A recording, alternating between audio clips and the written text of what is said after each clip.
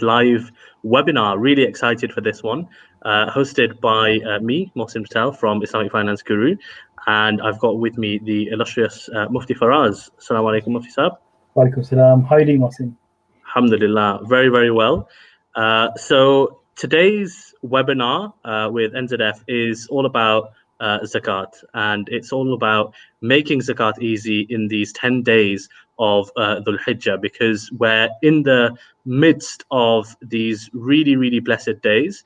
And sometimes we lose context because, in Ramadan, everyone's fasting and everyone's in the midst of their ibadah. And we get really excited, naturally. We get really excited about the last 10 nights of Ramadan. But what we don't realize sometimes is the virtues of these 10 days of Dhul Hijjah. So with that in mind, Mufti Sahab, would you mind maybe just spending a minute talking to us about the virtues of these 10 days? And, if we've not managed to do much in the days that have passed, then, what can we be doing to make up for it? No, sure. Bismillah ar-Rahman ar-Rahim. It's an honor and a privilege to be here with you, and to all the listeners. These are the 10 nights which Allah subhanahu wa ta'ala himself, he mentions, and he takes an oath. We talk about Allah taking an oath, right? In the Quran, we hear this. But what does it actually mean? When we say Allah takes an oath on something, the scholars, they mention that what it means is, one of the interpretations anyway, which I find really powerful, it's like Allah is calling his majestic creations to bear witness and testimony to something great he's about to say in the Quran. So in the many oaths are in the last juz, in the last chapter of the Quran.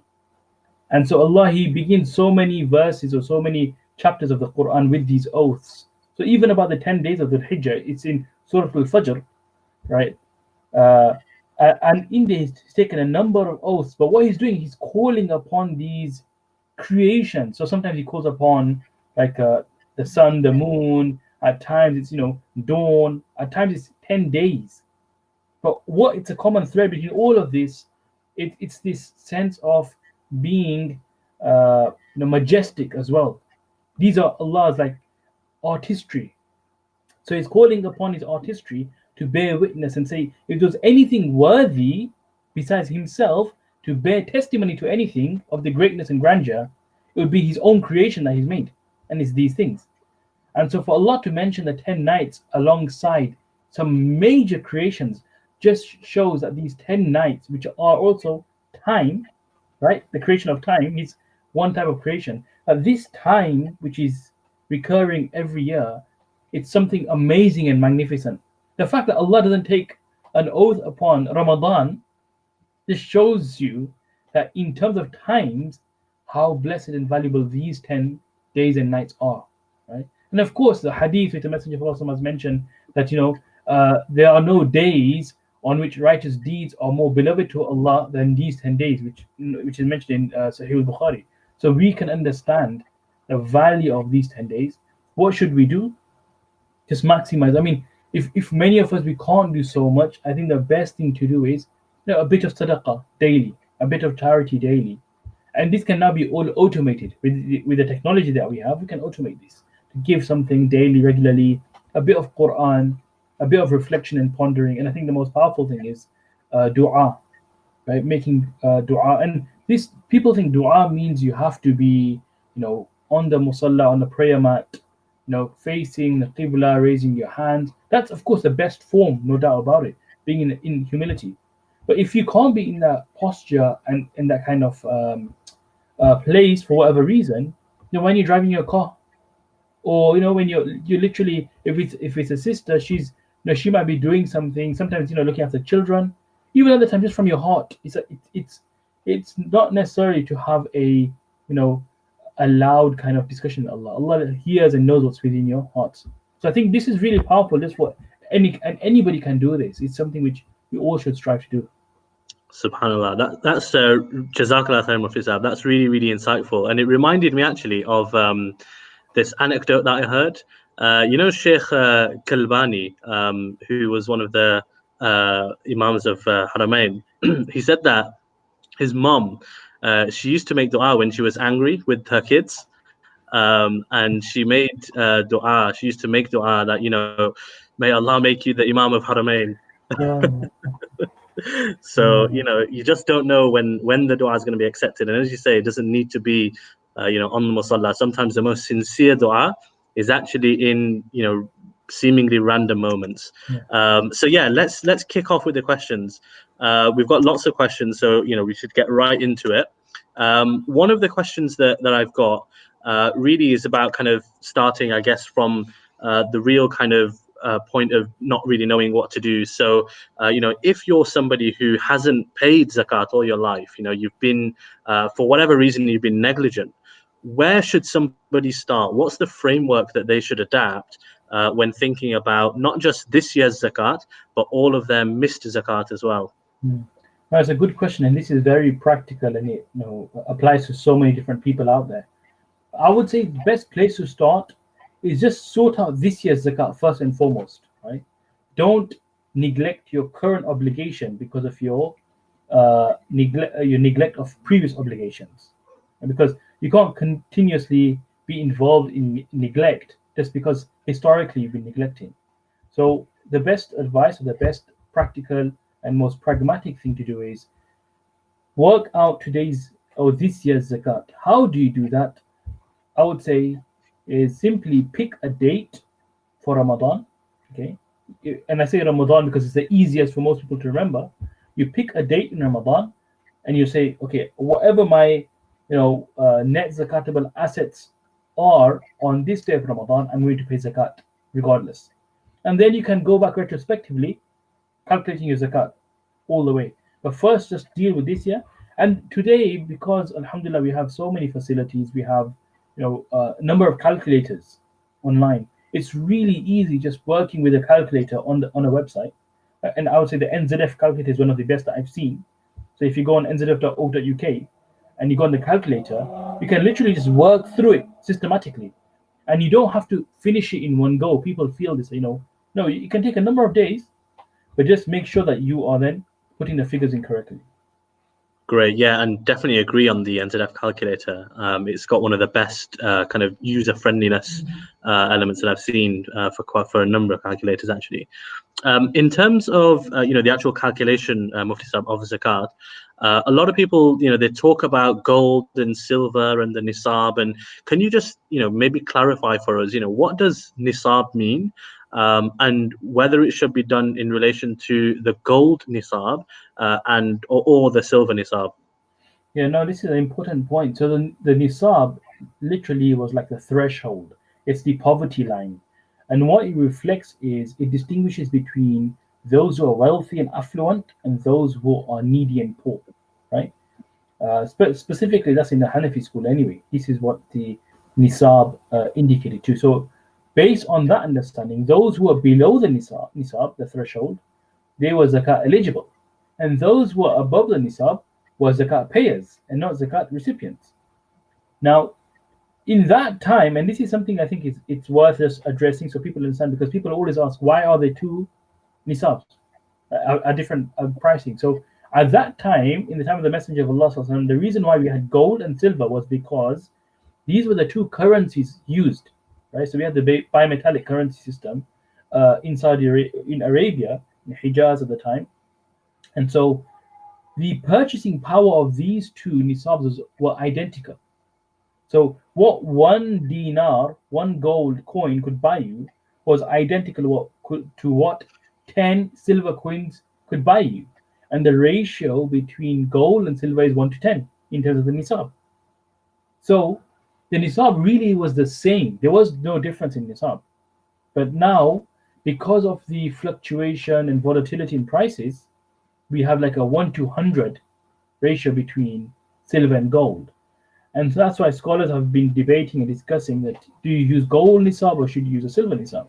So like NZF, we encourage people to use a silver nisab still, simply because it's the more common opinion practiced by most.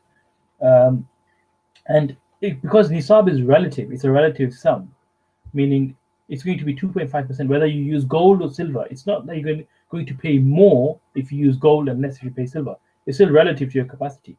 So we advise using silver nisab, but there are scholars who say you can use a gold nisab. in our context, which is completely a valid opinion as well. And can you just clarify? So if I, let's say I reach the nisab, do I pay zakat on everything above that level, or is it then everything that I have to capture? So if you hit, let's say the nisab is £300 today, and you are paying zakat today, then whatever you have on the £300 you pay full. So including the amount within the nisab, any amount over and above. This is just a threshold, just a marker to say that now you're liable to pay zakat. Great, got it. And obviously, before we were talking about the virtues of, the Hajj and this month and so on and so forth. What about people who choose to pay zakat in, these 10 days, for example? Is the reward the same as paying now versus the last 10 nights of Ramadan, or, is one greater than the other? Now, so there is a hadith specifically mentioned in Tirmidhi, where, as far as I remember, it's Abdullah ibn Abbas radiallahu anhu, the companion who narrates the hadith. He mentions that there is more reward for giving sadaqah in Ramadan. That was just that's one hadith. But yes, generally scholars mention the rewards and good deeds in these 10 days are the most virtuous. So what I would say is, in terms of reward, there's so many factors and variables. These are just like in vacuum. If we were to look at in isolation, if we were to look at it, these two times are so rewarding. But then your sincerity, your struggle in paying, your kind of like a person might have to make some kind of readjustments in their finances just to make that payment, and it's a sacrifice. So I would say take advantage of both. Pay some then and pay some now. There's no harm. It's actually all good. But as long as you're paying the right amount, that's the main thing. Yeah, and presumably one of the other key elements is having that fixed calculation date that you talked about before, right? Exactly, and this is really important because what ideally should happen is a person should be prompt in paying the zakat and pay straight away the full amount. So if your zakat is due on the first of Ramadan, you should discharge the entire on the first of Ramadan. However, some people like to spread their zakat across Ramadan, which is also fine, but better to pay promptly. The best course of action is to pay in advance. How does that work? So if you know, for example, your zakat is roughly £100 every year, as an example, then what you should do is pay next year as the first of Ramadan right now. So that means paying in advance is permissible and acceptable, rather rewarding. But delaying is somewhat discouraged. So we should take advantage of the advance ruling for catching special nights and special moments, as opposed to delaying our zakat, which was due previously. Got it. Jazakallah khair. And when it comes to calculating your zakat, obviously, through the NZF calculator that we talked about before, there's a whole bunch of things that come in the liabilities section. Could you perhaps just briefly explain with this about, what that means? Like, if I've got a certain amount of assets or cash or whatever that might be that's zakatable, what can I deduct from that when making my calculation? Yeah, this is another very important point. What I advise anyway, is a person should be deducting whatever's currently due on him. So whichever liability is currently due in this month, usually. So, for example, you're paying zakat today, but in the next 5 days, 10 days, your bill's going to come out, or utility bills, you got your tax bill to pay, you got council tax, you got whatever it may be. You have an installment payment. So those things which are engaged with your current wage, because we work on a monthly basis, monthly cycle, you can deduct those amounts.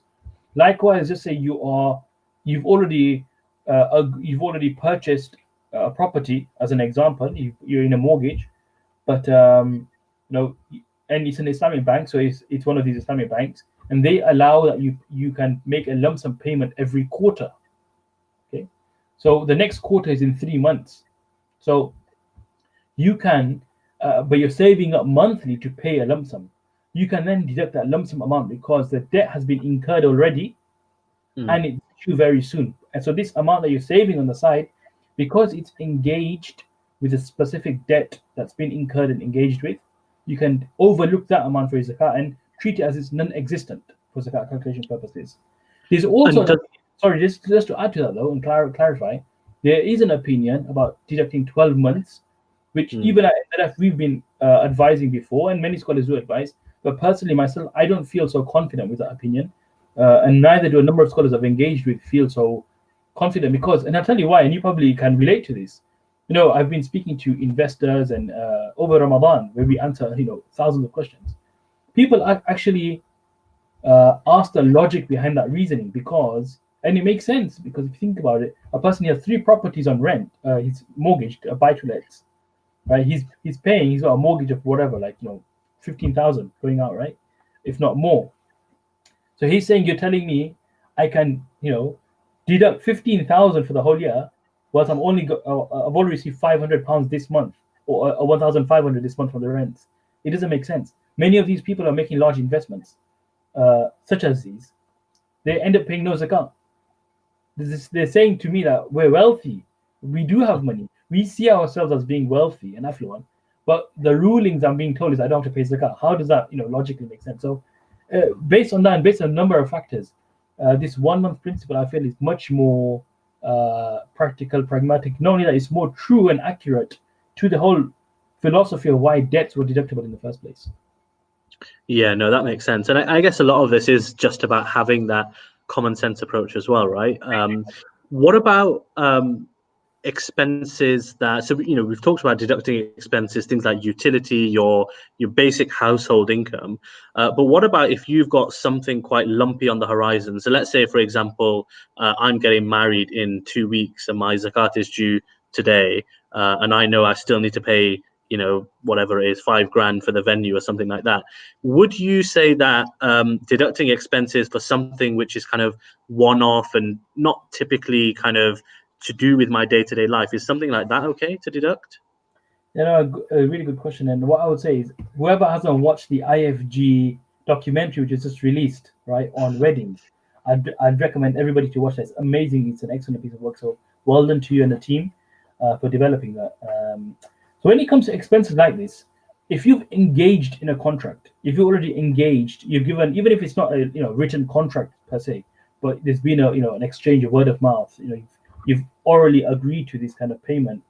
Then you can deduct that amount because it's due. It's good as due, right?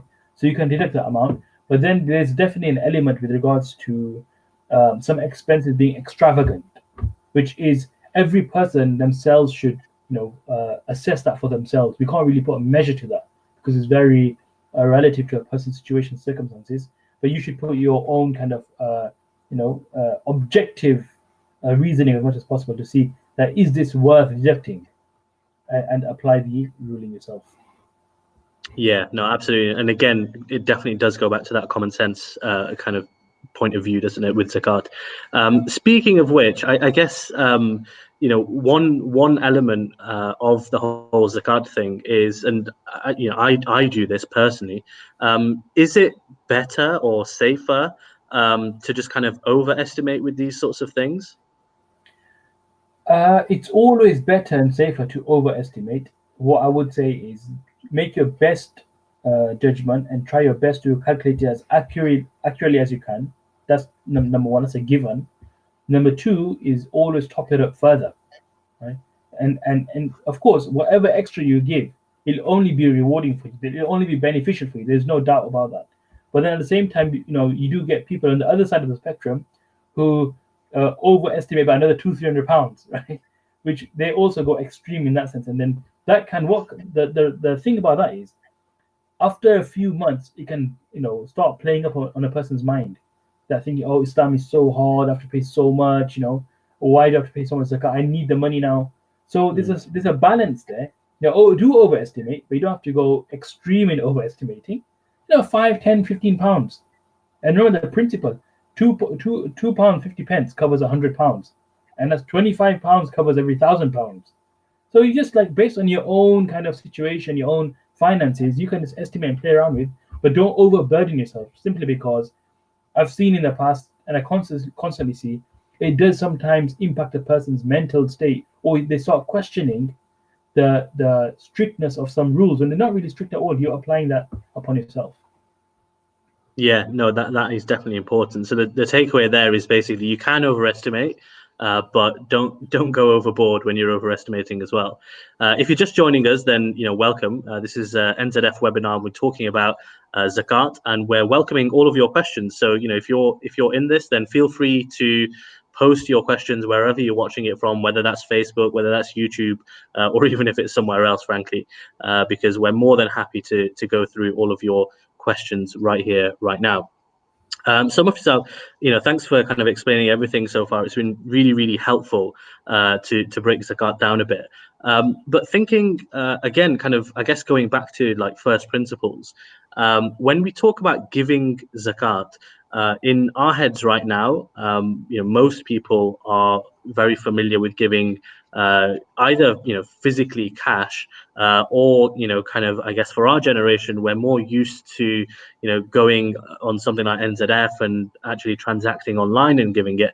Is cash, or whether that's physical or virtual, is it always the best form of zakat, or can you actually give other forms of zakat? Yeah, the zakat can be given in kind as well. So in terms of assets, you can give. For example, you have a property, okay, and you want to give that as zakat to somebody who's needy and poor, right? You can do that. The value of that property will be your zakat being transferred, as long as you give an item of value, or whether that's cash or whether it's property in kind, or whatever it may be, your zakat is discharged. But of course, today cash is probably the most convenient in for people anyway. So cash is, that's why scholars encourage to give in cash. Some classical scholars did not agree with giving zakat in kind, right? But now majority of scholars agree that it's fine to give in kind. And usually in those countries where there's a crisis or humanitarian need, zakat is usually discharged with food, or properties are made, shelters are made through zakat as well, and ownership is then transferred to the poor person. But in the UK, it's usually most beneficial through cash. Yeah, makes sense. I mean, I know that my family, for example, sometimes if they're giving it in India, they can literally go to like the villages and distribute food and stuff like that to the value of the zakat. So yeah, that completely makes sense. Talking of cash and going back to the whole kind of zakat calculation and things like that, how strict do we need to be about what we include in our calculation? So as an example, there'll be lots of people watching this who they might sell things on eBay from time to time, whether that's as a hobby or whether that's professionally, or they might do a whole bunch of stuff. They might have money sitting in a random bank account, a random PayPal account and stuff like that. How important is it from the Islamic point of view to actually get all of that in one place and actually understand what it is that you hold? Mm. Now that's very important, because if you look at from first principles perspective, zakat is due and binding upon those assets wherever they may be. So even if it's in a digital wallet somewhere, zakat is due upon that. And if you don't discharge that zakat, a person is, based on our readings and belief, that person is doing a wrong. Right? Mm. He's doing a practice which is not liked by Allah, and it's against the principles that we adhere to. So a person should make all attempts in finding all these things, and that's why I would say to and the most pragmatic thing to do is spread this out over a couple of days, so you're aware of everything. Because our lives are such now, to sit down and take out 2 hours to do this is not always easy. Yeah, and our attention span is so short, our concentration spans. So it might be just take a half an hour today, whatever you can remember in terms of cash, just jot that down. Make a spreadsheet. It really helps. Those who can use Excel or whatever, you make a spreadsheet. I know a number of people, they work out their zakat on a spreadsheet. So just list everything out there, or jot it down for you, and then revisit on the next day and look at your gold or your silver. The next day, your investments. And this is a really good practice anyway for an individual, because we should be on top of our finances. We should be budgeting, should be part and parcel of our kind of daily life. And it'll put you straight, right? Mohsin, you can talk about this from an IFG perspective. You're, Like you're how much talking my you, lingo now, Mufti Saab. that's it. But you know that how much value that has. It'll definitely add value to your zakat calculation as well. Yeah, it does. To be honest, my kind of top tip here, just from like a pure personal finance side, is exactly what Mufti Saab's saying. So like, if you whether you're good at Excel or not, it can't be that hard to put some numbers and some letters down in a few cells. Just take stock of everything that you've got, everything that you own. And I'll tell you why it's useful. There's a few really key reasons. Number one, it makes your zakat really easy. because you can very quickly just pick it off. And if you're semi-decent with Excel, you'll actually be able to just put a formula that calculates the whole thing. So it's absolutely brilliant for that. Number two, it's great for your inheritance as well, because what a lot of people forget, and I'm seeing this day to day now, because we offer Islamic wills, but one thing that people don't really have a handle on is where their assets actually are. You will specify in your will that I've got X, Y, and Z, but that might not be up to date in 1 year's time, and you're not going to keep going back to change your will. So if you have a spreadsheet, I use something like Google Sheets, which you can actually share that document with people, so that in the event that you pass away, they can very quickly go to that. They'll know it's current, it's live, and they'll say, oh, he has this. And the third really nice reason that it's helpful is if you do your own tax returns, it's super helpful to see what you've got. So yeah, no, that's definitely something that is really, really recommended from my point of view. And Mufti Saab's given his golden stamp of approval as well. So you should definitely get on that, inshallah. Another important question, Mufti Saab, especially in the context of NZF and the work that NZF does, is around where you should give zakat, because obviously perhaps we can talk about the virtues of local zakat, but I know that some of my own family members, for example, they'll still prefer to give zakat abroad, at least some of it, for example, if not all of it. So what is the wisdom behind local zakat, and would you recommend giving zakat locally as well? No, this is a really important point. See, when we look at zakat as a system, right, and that's what it is. Zakat is not just an individual practice. It's really one of the pillars of Islam. There's an entire philosophy behind it. There's a vision for it, and it works within a framework. It's supposed to do something for a given set of people. So we've all heard, the saying, the whole is greater than the sum of its parts. Okay, so zakat, if you think of it as a whole, it creates a lot of synergy when it's done together in a certain place for a certain time, and it's focused in that area.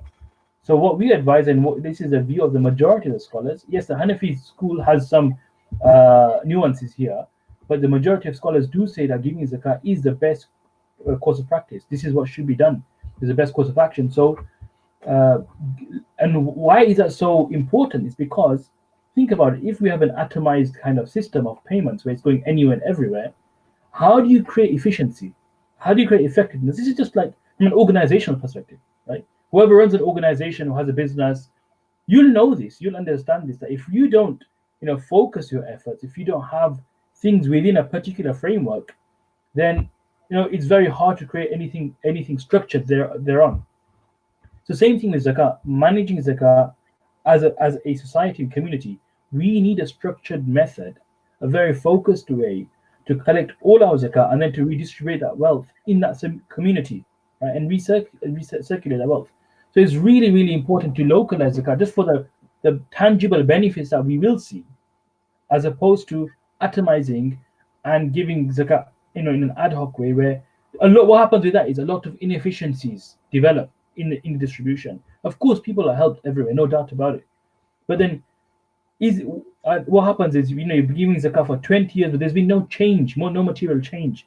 The same people that were being fed last week or last year, they're being fed again. But the thing is, we don't discount that. We don't say to them that we're not going to help you. This is where sadaqah comes in. Right? Sadaqah is so powerful, and this is one thing I just want to add here is that we have stopped giving sadaqah altogether. Honestly, it's very hard to find people who give sadaqah on a regular basis.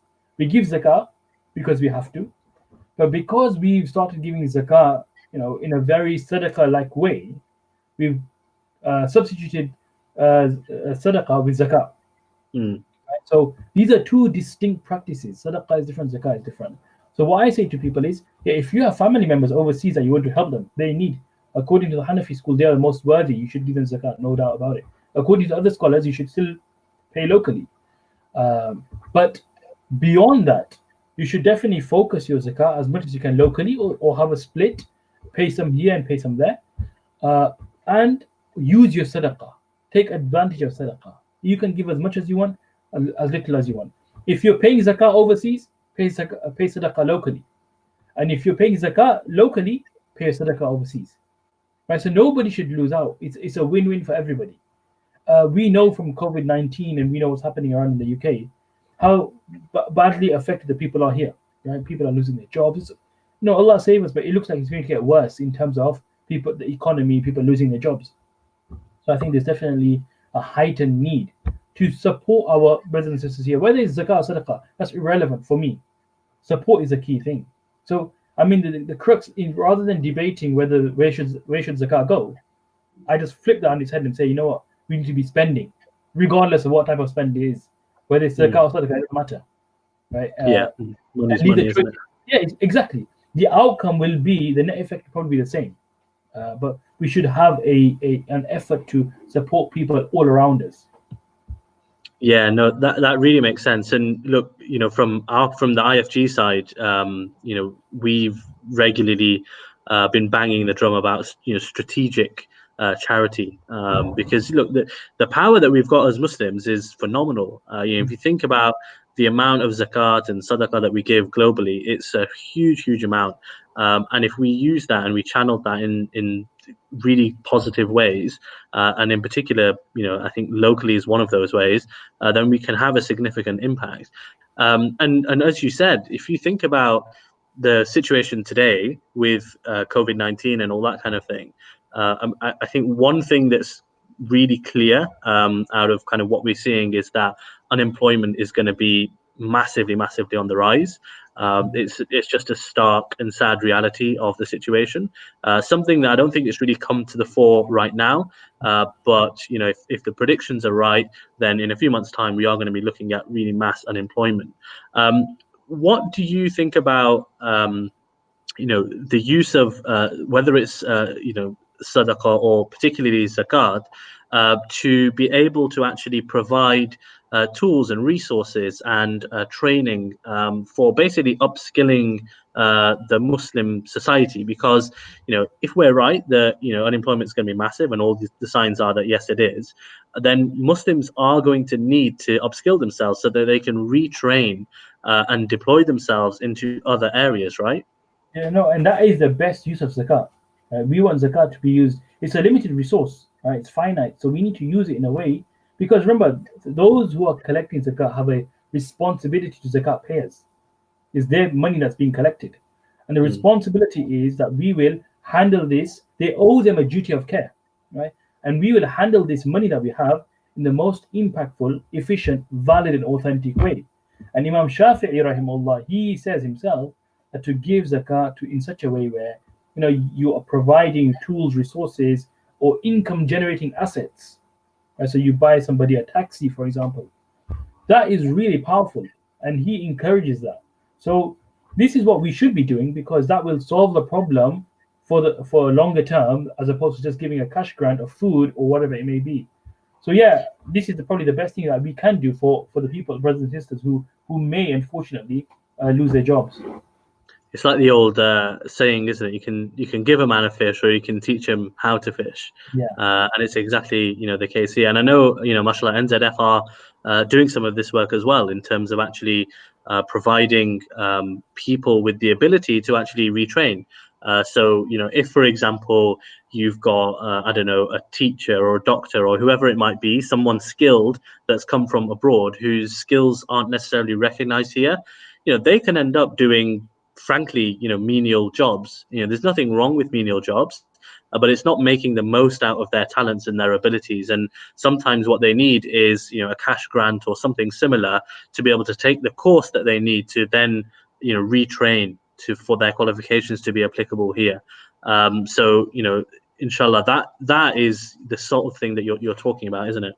that's it. So this has happened in NZF. We've had a number of cases that I'm aware of where it was just a conversion course that was required to be paid for, and that's unlocked a huge ability and capacity of this individual. So initially he came as a zakat recipient. What's happened though with this intervention, he's become a zakat payer and a supporter of local zakat, and really pushing his own boundaries and paying. So this is really something that we will see and notice if we are strategic, we're clever, we are conscious of what zakat is and how it should be helping others. And this This requires not only practice but education. So these seminars and talks, reading, people do need to get this kind of awareness. That's when we will really try move up a level as a community.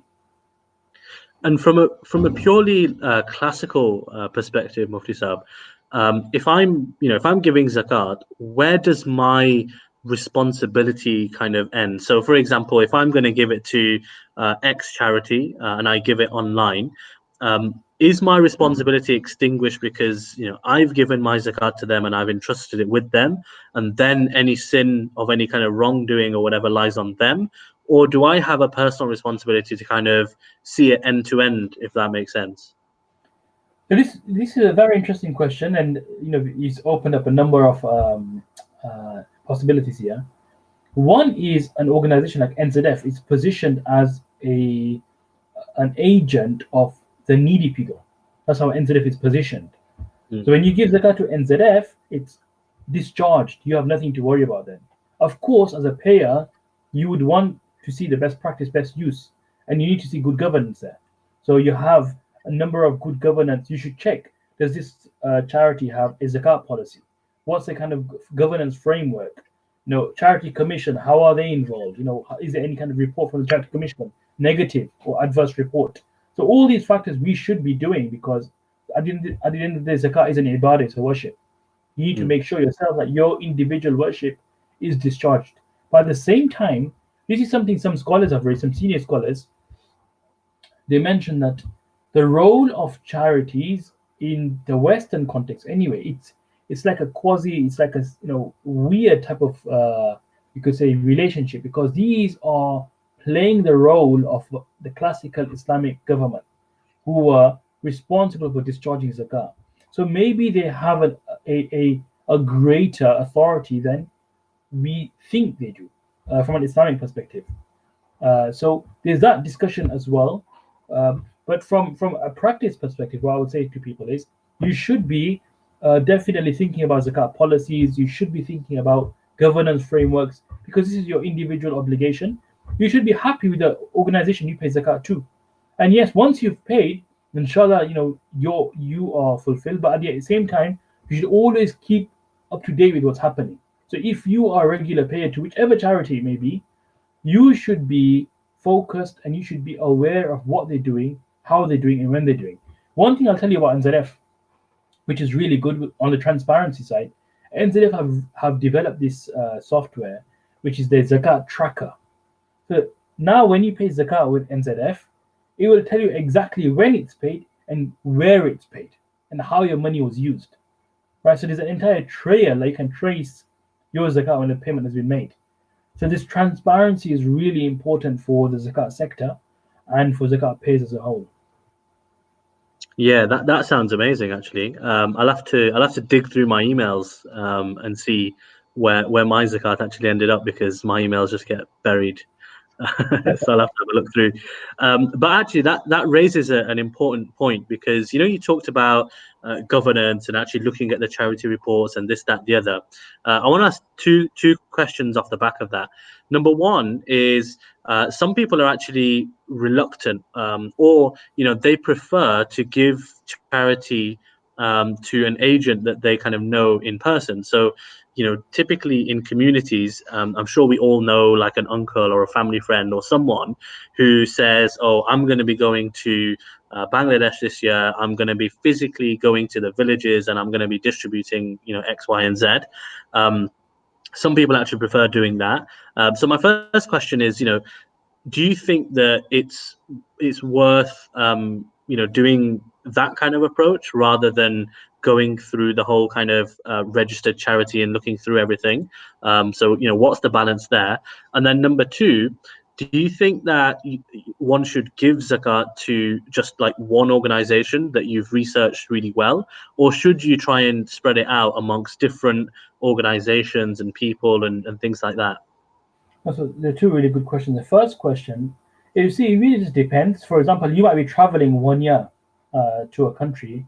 It's a poor country, and you've gone there, and it so happens you see people who are in need, and so you give zakat by hand. That has an impact.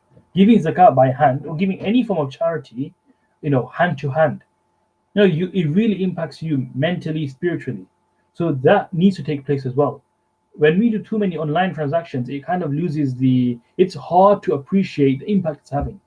Whereas when you see the impact firsthand, although you can't see the longer term impact, but you can see the immediate relief that you're giving to this person and his kind of, his jubilation and response, then that has a different, flavor to it. So I would always encourage, give something, whatever it may be, zakah or sadaqah, to people when you go overseas. But at the same time, I don't. There's definitely, um, I could say, a lot of skepticism, or it's unwarranted as well at times, where people go to the other side extreme, say we don't trust any charity for XYZ reason. Many charities out there are trying their best to do, good, like NZF as well. We should be see, when you use these charities, they have the skills, they have, the people in place, the networks, the knowledge, the synergy to create a greater impact potentially than your, £10 would. And this is what we forget. So when we use a charity, it potentially has far-reaching benefits, and those benefits and rewards come back to you. And we sometimes just think of benefiting or discharging as an immediate cash payment. We don't think long term. We don't think longer than that. And these organizations are set up for the long term, not for this one-off grant. Because today you can go and pay this person, next year you might not be able to. So where will they turn to? And that's the biggest worry. So we need to be thinking along these lines as opposed to, okay, I need to discharge my zakat myself. Because if you help the person today, who's going to help them tomorrow? So I would definitely recommend, give something when you go overseas, wherever you go. There's no harm in that. But my personal practice is, you should look to use a charity which a person, is happy with. Of course, I would recommend NZF here because I know the work that they're doing is brilliant. But then give through them. And your second question about one charity or multiple charities, to be honest, what I do is I give my zakat to one, introducing my personal practice, and there's no preference here because you're discharging your zakat locally if that's the case. Uh, but I give my zakat to whichever charity I feel is doing the best work and the most needed work. But then when sadaqah comes, I'll diversify my portfolio. I'll give a bit here, a bit there, a bit everywhere, because I believe we should do that. So, and try to have, you could say, multiple impacts. So you're giving to masjids for the building of masajid, building wells, you're feeding people, you're clothing people, widow support, humanitarian crisis support, orphans. These are all different avenues of reward. So don't limit yourself just to zakah. Use all these different areas and spend sadaqah in there. Yeah, I think that's a really good point about we forget sometimes that we've got this option of sadaqah to kind of give whatever we want, wherever we want. And I really like that phrase of diversifying your portfolio and thinking about charity as investment, because it is investment, isn't it? And we sometimes forget that. Just before we wrap up, any kind of words on, because we're coming to the time of Eid, any words of advice or any tips or anything on Qurbani, and how we kind of approach that whole thing as well? Yeah, so this is another one, and really there's a lot of like parallels to zakat here. We've heard so many scholars. I've heard some senior scholars saying, do Qurbani locally, do your udhiyah locally, because your children, your family don't even know what udhiyah Qurbani is. The sad thing about all of this is just become payments online, right? Really, we should be trying our best to do some kind of sacrifice locally. This is the whole point. It's feast. It's having that blessing from Allah. It's a feast from Allah, that meal, and then we share with our family, our friends, our neighbors. That's the spirit of this Eid. But if it's become a £10 payment in the cheapest country overseas, and everybody goes hunting, as soon as the prices are out, what happens is there's like a hunt. People see which is the cheapest country. Oh yeah, a 1/7 share in India gets you £14, right, for a share in a cow. So this is our mentality. It's become like a rat race for the bargain. Now I understand people can't afford it. That's a different issue. But for many people, we can afford udhiyah. I know it's 120, £130, hitting 150 now. So the prices are inflating, especially because of COVID as well. But we should be doing at least every now and then, every 1, 2, 3 years at least, a Qurbani udhiyah locally. And if you can go to a farm and see it for yourself, because some farms do allow you to go and see. that's just another, it's another level of experiencing what it's about. Because, and I remember, I once went for Umrah, and one of my friends there, an Arab gentleman, he said to me, "I bet you guys you British guys, you could never even forget looking. You can't even sacrifice or touch an animal, right? And many of us, we don't like to touch even a goat or a cow. We're like, I don't want to touch. Yeah. They slaughter. You get a 15-year-old kid, he'll slaughter, he'll skin the whole animal himself. So there's a huge difference between us and others, right? So I think we need to really just experience. This is the whole spirit, and that's why we become vegans, because we've lost touch with the whole spirit of sacrifice. So yeah, I mean, I would recommend people do something locally, have that meat, and if you don't like to have 20 kilos of meat in your freezer, not every person would like that, then share it. Share it. There's no harm. And the best thing would be cook it. We give frozen meat is distributed. But if you were to cook that or pay somebody to cook it and invite people, I know in time of COVID right now we can't have people over our house. Have it distributed. Go deliver it to people. That'll be such an amazing gift, right? And this meat is blessed, so inshallah it'll have its extra benefits as well. Brilliant. Jazakallah khair. I know where I'm going for Eid next year then anyway. If less is out of lockdown by then yes, you're most welcome. Brilliant. Well, look, I think we better leave it there, just conscious of the time. But Jazakallah khair to you, Mufti Saab, for enlightening us on zakat and a little bit about Qurbani as well towards the end. It's been a real pleasure. It's been great kind of getting these insights and tips on zakat, and hopefully we've fulfilled the poster's promise of making zakat easy. So if you have got any further queries, or you feel like there's something that we didn't quite touch upon, feel free to visit NZF's website, nzf.org.uk. You'll be able to access their calculator that we talked about. You'll be able to get lots of different tips and advice on giving zakat as well. And if there's a specific query that you've got, then you can drop them a line on zakatquery@nzf.org.uk. That's zakatquery@nzf.org.uk. And until the next time, assalamu alaikum wa rahmatullah.